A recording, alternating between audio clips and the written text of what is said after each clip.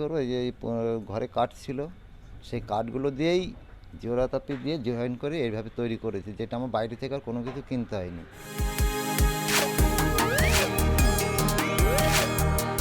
স্কুটির কোনো যন্ত্রাংশ কেনার সামর্থ্য ছিল না স্বপন সূত্রধরের, তাই নিজের বিদ্যা কাজে লাগিয়ে অনায়াসে তৈরি করে ফেললেন স্কুটি।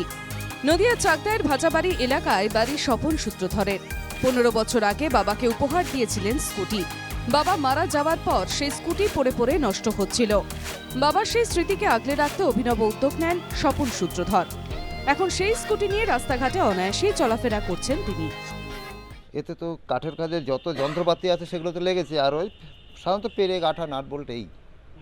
আর প্রত্যেকটা পার্ট আলাদা আলাদা করা আছে, যাতে গাড়ি খারাপ হয়ে গেলে ঠিক করতে হবে, তখন যাতে অসুবিধা না হয়, প্রত্যেকটা পার্ট যাতে খোলা যায় সেই সিস্টেমও রাখা আছে। লোকজন খুব ভিড় হচ্ছে, বাজারে তো যাওয়াই যায় না গাড়িটা নিয়ে সবাই। আপনি চলেছেন? হ্যাঁ, আমি চলেছি।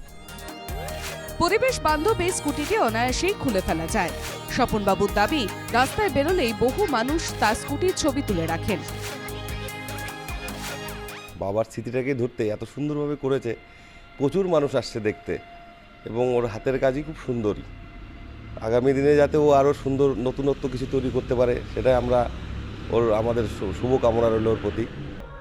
সেই স্মৃতিকে বাঁচিয়ে রাখার জন্য তিনি তার বাড়ির গাছের কাঠ দিয়ে করে ফেললেন নতুনভাবে একটি কাঠের স্কুটি। আর এই স্কুটি দেখার জন্য এলাকার সাধারণ মানুষ থেকে শুরু করে কচিকাচারা আসছেন এই স্কুটিটা দেখার জন্য। নদিয়া থেকে অনুপ কুমার মণ্ডলের রিপোর্ট, NKTV বাংলা।